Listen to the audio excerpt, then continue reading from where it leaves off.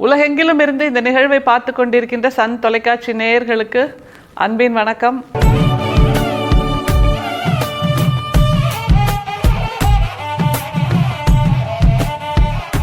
இது மார்கழி திருவிழா, ஆண்டாள் பெருவிழா.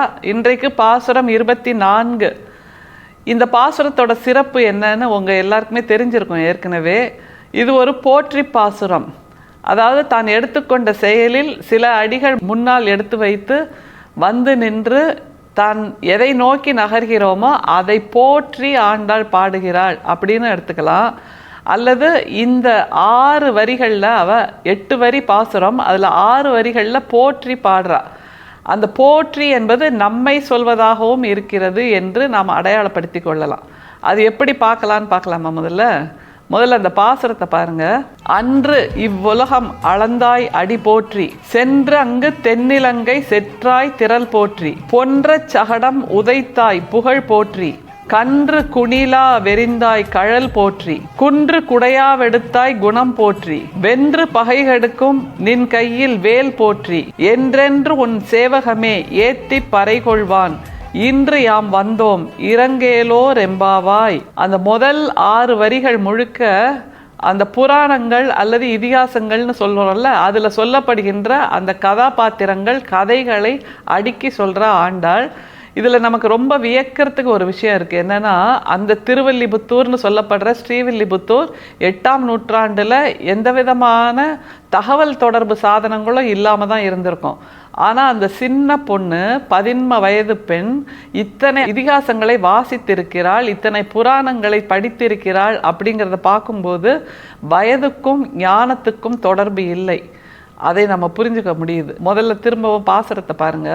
அன்று இவ்வுலகம் அளந்தாய் அடி போற்றி. மூவடியால் உலகம் அளந்த அந்த அவதாரத்தை சொல்கிறாள். ஆனால் இந்த மூவடியால் உலகம் அளந்ததுங்கிறது நம்மை போன்ற மனிதர்களுக்கும் பொருந்தும். அப்படிங்கிறது ரொம்ப சுவாரஸ்யமான விஷயம். சொல், செயல், சிந்தனை, இந்த 3னால் மனிதர்கள் உலகை அளக்கலாம். நம்முடைய பங்களிப்பு உலகுக்கு சொல்லாகவும் இருக்கலாம், செயலாகவும் இருக்கலாம், சிந்தனையாகவும் இருக்கலாம். இந்த 3ன் மூலமாக மனிதர்கள் உலகுக்கு பங்களிப்பு செய்கிறார்கள். அவர்களை நாம் போற்ற வேண்டும் என்று முதல் வரி சொல்கிறது. அடுத்த வரியை பாருங்க. சென்றங்கு தென்னிலங்கை செற்றாய் திரள் போற்றி அப்படிங்கிறா. அதாவது எதிரிகளோட சக்கர வியூகத்துக்குள்ள நுழையிறது தானே நம்ம பண்ற மிகப்பெரிய சாதனையா இருக்க முடியும். ராமன் எப்படி தென்னிலங்கையில் இருக்கின்ற ராவணன் பூமிக்குள் நுழைந்து, ராவணன் நிலத்துக்குள் நுழைந்து அவனை தோற்கடித்தானோ அப்படின்னு அதை பாடுற ஆண்டாள். ஆனால் அப்படி நாம் எடுத்துக்கொள்ளாமல் எதிரியின் சக்கர வியூகத்துக்குள் நுழைந்து அவர்களை நிர்மூலமாக்கி நாம் வெற்றி பெறுதல், அதற்கேற்ற வல்லமை, அதற்கேற்ற சிந்தனையோடு நாம் இருக்க வேண்டும் என்பதாக சொல்கிறாள் ஆண்டாள்னு புதிய பார்வை பார்க்கணும். அடுத்த புராண கதை என்னன்னு பாருங்க. பொன்ற சகடம் உதைத்தாய் புகழ் போற்றி. அதாவது சகடாசுரனை உதைத்த, சகடாசுரனை வென்ற கண்ணன்னு சொல்ற அந்த கதை நமக்கு எல்லாருக்குமே தெரியும். ஆனால் நம்ம எப்படி பார்க்கணும்னா, எதிரிகள் என்பது, எதிர்ப்பு என்பது எந்த உருவத்திலும் வரலாம். இப்படிப்பட்ட உருவத்தில் தான் வரும் என்பதாக இல்லை. சூழ்ச்சி என்பதும் எதிரிகள் என்பதும் எதிரித்தன்மை என்பது எந்த உருவத்திலையும் வரலாம். அதுக்கு குறிப்பிட்ட உருவம் என்பது கிடையாது. சில நிகழ்வுகளாக இருக்கலாம், சில மனிதர்களாக இருக்கலாம், சில பொழுதுகளாக இருக்கலாம். சக்கரம் மாதிரி சுற்றிக்கிட்டே இருக்கும். அதுதான் நம்ம இதில் கவனிக்க வேண்டியது. அதிலிருந்து மீண்டு அதை வென்றெடுப்பது தான் மனிதர்களின் திறமை என்பதை ஆண்டாள் சொல்றா. அடுத்தது என்ன கதை சொல்றா பாருங்க. கன்று குணிலா வெறிந்தாய் கழல் போற்றி. அதாவது 2 அசுரர்களோட கதை இது. ஒரு சின்ன கண்ணு குட்டின்னு வச்சுக்கோங்களேன். அதை குணிலா அப்படின்னா ஒரு சிறு தடியாக, ஒரு குச்சியாக அல்லது ஒரு கோலாக எரிந்து இன்னொரு அரக்கனை வென்றவனே கண்ணனே அப்படிங்கிறா. இதில் நாம் எப்படி ஒரு புதிய அர்த்தத்தை தெரிந்து கொள்வதுன்னா, கன்று சின்ன கண்ணுன்னு நினைப்போம். இதெல்லாம் ஒரு பொருளா? இதெல்லாம் சும்மா தானே இருக்குது, சின்னதாக தானே இருக்குது, இதெல்லாம் ஒரு பொருட்டே இல்லையா அப்படின்னு நம்ம எதையுமே விளக்கக்கூடாது. இதுதான் போர் தந்திரம் என்று ஆண்டாள் சொல்லித்தரா. எறும்பு அளவில் கூட இருக்கலாம், ஆனால் அந்த எறும்பும் கூட ஏதாவது ஒரு விதத்தில் அந்த போர் தந்திரத்தில் பயன்படும். அடுத்த வரியை பாருங்க. குன்று குடையா எடுத்தாய் குணம் போற்றி. பெருமழை பெய்தப்போ கோவர்தனகிரியை கண்ணன் தன் சுண்டு விரலால் உயர்த்தி பிடித்து அந்த ஆயர்குடி மக்களை காப்பாற்றினான்ங்கிறது கதை.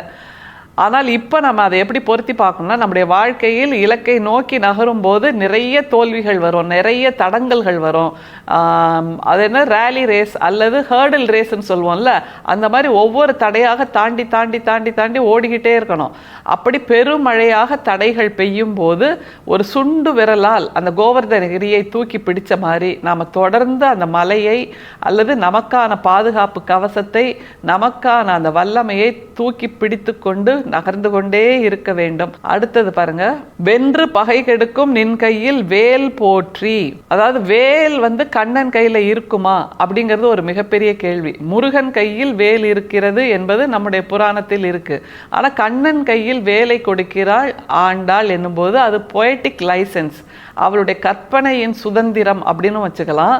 இல்லைன்னா அந்த வேலின் கூர்மைன்னு ஒன்று இருக்குல்ல, அந்த வேலோட மேலே இருக்கிற அந்த நுனி, அந்த முனை, அது எப்படி கூர்மையாக சென்று தன்னுடைய காரியத்தை சாதிக்கிறதோ அது மாதிரி நாம் எல்லா நேரமும் ஒரு அலர்ட்னஸோட, அது ரொம்ப முக்கியம், அறிவின் அலர்ட்னஸ், சிந்தனையின் அலர்ட்னஸ், எல்லா நேரமும் ஒரு விழிப்புணர்ச்சி, அந்த வேலின் கூர்மையான விழிப்புணர்ச்சியோடு இருந்தால் நிச்சயமாக நாமும் நம்முடைய இலக்கில் வெற்றி அடையலாம் என்று ஆண்டாள் சொல்லித் தருகிறார். அப்படியே நாச்சியார் திருமொழிக்கு வந்தால் ஆண்டாள் எப்படி சொல்லித் தருகிறாள்னு பார்க்கலாமா? நாச்சியார் திருமொழியில் 11ஆம் திருமொழியில் 2வது பாட்டு, மோஸ்ட் டேரிங் சாங் அப்படின்னு இந்த பாடலுக்கு நாம் அத்தாட்சி பத்திரம் கொடுக்கலாம். ஏன்னா இலக்கியங்கள் முழுக்க எப்போதுமே பெண்ணின் அழகைத்தானே அப்படியே வர்ணித்து பாடும். ஆனால் முதல் குரலாக ஆண்டாள் ஒரு ஆணின் அழகை அணு அணுவாக ரசித்து இந்த பாடலில் வடிக்கிறாள். இந்த துணிச்சல் 21ஆம் நூற்றாண்டின் துணிச்சல் இல்லை, 8ஆம் நூற்றாண்டின் துணிச்சல் என்பதுதான் இன்னமும் அழகு சேர்க்கிறது. ஆண்டாள் சொல்லுகின்ற அந்த பாடலை பார்க்கலாம். எழிலுடைய அம்மனை மீர் என் அரங்கத்தின் அமுதர், குழல் அழகர், வாய் அழகர், கண் அழகர், கொப்பூழில் எழுகமல பூவழகர், எம்மனார் என்னுடைய கழல் வளையை தாமும் கழல் வளையே ஆக்கினாரே. இந்த பாடல்ல கண்ணனோட ஒவ்வொரு அழகா சொல்லிட்டு வர, அதை ரசிக்கலாமா நாம? எழிலுடைய அம்மனை மீர் அப்படின்னா தாய்மார்களே அப்படின்னு வெளிப்படையா சொல்றா. அதுலேயும் தாய்மார்கள்னு ஏன் சொல்கிறான்னா, ஒரு பெண், ஒரு மகள் என்பவள் தன்னுடைய அம்மாவிடம்தான் தன்னுடைய உள்ள கிடக்கையை, தன்னுடைய எண்ணங்களை, தன்னுடைய ரகசியங்களை வெளிப்படுத்த முடியும். அதனால் அவள் அம்மனை மீர் அப்படின்னா என்னை சுற்றி இருக்கிற தாய்மார்களே அப்படின்னு கூப்பிட்டு அவங்கள்ட்ட சொல்கிறா. என்ன தன் மனதில் பூத்திருக்கின்ற நேசம், தான் யாரை நேசிக்கின்றேன், தான் நேசிக்கின்றவனின் அழகு என்னவாக இருக்கிறது என்பதையெல்லாம் வெளிப்படையாக சொல்கிறா பாருங்க. என் அரங்கத்தின் அமுதர், முதல் குவாலிஃபிகேஷன் அமுதருங்கிற, அமுதம்ங்கிறது வாயில சாப்பிட்ற ஒரு பொருள், அதாவது நாக்கு என்கின்ற அந்த ஐம்புலனுக்கான பொருள். ஆனால் ஆண்டாள் என்ன சொல்றா, அமுதர், அவர் அந்த கண்ணன் முழுக்க முழுக்க அமுதத்தாலேயே உருவாக்கப்பட்டிருக்கான். அப்படின்னா வெறுமே நாக்குக்கு மட்டும் சுவை இல்லை, அமுதராகவே அமுதமாகவே கண்ணன் இருக்கிறான் என்றால் அது எப்படிப்பட்ட தித்திப்பு, எப்படிப்பட்ட உயர்ந்த நிலை.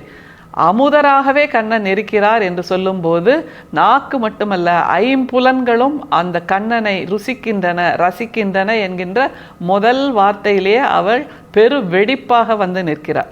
அடுத்தது எங்க போறா பாருங்க, குழல் அழகர். அந்த கண்ணனோட குழல், கூந்தல் அல்லது தலைமுடி, தலை கேசம் எப்படி இருக்கான், குழல் அழகர், கடல் நிறத்தின் கருநிலத்தில் அப்படிப்பட்ட அழகான குழலோடு இருக்கிறான் என்னுடைய கண்ணன் அப்படிங்கிறா. அடுத்தது அவளுக்கு கண்ணில் படுறது வாய் அழகர் அப்படிங்கிறா. குழல் அழகர் ஆச்சு, வாய் அழகர் அப்படின்னா வாய், அந்த செவ்வாய்ங்கிறது, கோவை செவ்வாய்ங்கிறது அழகா அப்படின்னா அந்த புற அழகை ஆண்டாள் சொல்லவில்லை. அந்த வாயிலிருந்து வருகின்ற அற்புதமான வார்த்தைகள், அவனுடைய வாயால் தன்னுடைய பெயர் சொல்லப்படும் போது, அவன் தன் பெயரை சொல்லி அழைக்கும் போது ஒரு புல்லரிப்பு வரும்ல, அந்த வாய் அழகை சொல்கிறாள். இது எல்லோருமே அனுபவித்திருக்கின்ற ஒரு உணர்வு தான். நமக்கு விருப்பமானவர்கள், நாம் நேசிப்பவர்கள் நம்முடைய குழந்தையின் பெயரை சொல்லும் போது கூட நமக்குள் 1000 தாமரை பூக்கள் மலரும். அப்படிப்பட்ட ஒரு நிலையில் ஆண்டாள் இதை ரசித்து சொல்கிறார். சரி, அடுத்தது கண் எங்க போகுது பாருங்க. கண்ணழகர் அப்படிங்கிறா. கண்ணழகர் வாயிலேருந்து அப்படியே டிராவல் பண்ணி மேலே கண்ணுக்கு போயிடுறா. ஏன்னா கண்ணும் அவள் மீது கருணையாக இருக்கிறது, அதுதான் அழகு. இதில் எப்போவுமே பௌதீக உறுப்புகளால் அழகு இல்லை, அந்த உறுப்புகள் என்ன உணர்வை வெளிப்படுத்துகின்றனங்கிறது தான் மிக முக்கியம். அப்படி பார்த்தா வாயிலிருந்து மிக அருள் தருகின்ற வார்த்தைகள் வருகின்றன, கண்ணிலிருந்து கருணை மிக்க பார்வை வருகிறது. அப்படியே கண்ணை பார்த்துக்கிட்டே கீழே பார்க்குறா, டக்குன்னு ஸ்டக்காகி நிற்கிறா. எங்கே அப்படின்னா அந்த கண்ணனுடைய தொப்புள்ளிருந்து ஒரு தாமரை பூ மலர்ந்திருக்கிறது. அந்த மலரின் அழகில் அவள் தவித்து நிற்கிறாள்ங்கிறத பாருங்க. கொப்பூழில் எழுகமல பூ அழகர், அந்த தாமரை பூ எழுந்து நிற்கின்ற அழகை தாங்கி நிற்கின்ற அந்த பூ அழகர் அப்படிங்கிற அந்த தாமரை பூ அழகா அல்லது தாமரை பூவை தாங்கி நிற்கின்ற என்னுடைய தலைவர் அழகா என்கின்ற ஒரு சுவாரஸ்யமான இனிய குழப்பம் ஆண்டாளுக்கு வருகிறது. இதுவும் எதை நோக்கி சொல்கிறது என்றால், அந்த வயிறு என்கின்ற மிக முக்கியமான ஒரு மனிதருக்கு மிக மிக அத்தியாவசியமான அந்த தொப்புள் தான் ஒரு தாயின் வயிற்றிலிருந்து குழந்தை பிறக்கிறது என்பதற்கான உறவு பந்தம், தொப்புள் கொடி பந்தம். அப்படி பிறப்பெடுத்திருக்கின்ற நாம் அத்தனை பேரும் இந்த பூமிக்கு சிறப்பானவர்களாக இருக்க வேண்டும் என்கின்ற அர்த்தத்தை தான் ஆண்டாள் இதில் சொல்கிறாள். எனவே கொப்பூழில் பிறந்த எல்லோருமே சிறப்பு என்பதாக நாம் எடுத்துக்கொள்ள முடியாது. அந்த பிறப்புக்கு நாம் நியாயம் செய்ய வேண்டும் என்கின்ற வகையில் ஆண்டாள் இதை சொல்கிறார். அடுத்தது ரொம்ப டேரிங் ஸ்டேட்மெண்ட்டுன்னு நம்ம சொல்லுவோம்ல, அந்த வார்த்தையை சொல்றா பாருங்க. என்மனார் என்று ஒற்றை வார்த்தையில் ஆண்டாள் தமிழ் இலக்கியத்தை அப்படியே திரும்பி பார்க்க வச்சிருக்கா. ஏன்னா எந்த பெண்ணும் திருமணத்துக்கு முன்பே தன் மனதில் வரித்திருக்கின்ற அந்த காதலனை, அந்த நேசம் மிக்கவனை, அந்த கணவனை, அந்த தெய்வத்தை என்மனார், என் தலைவர் என்று சொன்னதாக சரித்திரம் இல்லை தமிழ் இலக்கியத்தில். அப்படிப்பட்ட ஒரு புதுமையை, புரட்சியை ஆண்டாள் இந்த பாசுரத்தில், இந்த பாடலில் சொல்றா. அப்புறம் எப்படி டிராவல் பண்றா பாருங்க. என்னுடைய கழல் வலையை தாமும் கழல் வலையே ஆக்கினாரே. இப்படியெல்லாம் நான் புகழ்ந்து பேசிட்டு இருக்கேன், என்னோட வளையல் கழல் வலை கழன்று போற மாதிரி என்னை ஆக்கிட்டார் அப்படின்னா திரும்பவும் நாம அந்த புதிய பார்வையில கொண்டு வந்து சேர்த்துடணும். நமக்கும் நம்முடைய இலக்கை அடைவதற்கு முன்னால் நம்முடைய உடம்பு இழைக்கும், நம்முடைய வளையல்கள் கழன்று போகும், எதை பற்றியும் கவலை வேண்டாம். நிச்சயமாக நாம் நம்முடைய இலக்கை அடைவோம், வெற்றி அடைவோம். அப்போது நம்முடைய கழல் வளையே நமக்கான வெற்றி வளையமாக மாறும், வெற்றி சங்காக மாறும் என்று ஆண்டாள் சொல்லித் தருகிறாள். அப்போது நம்முடைய இலக்கை நாம் என்மனார் என்று உரக்க சொல்ல முடியும்.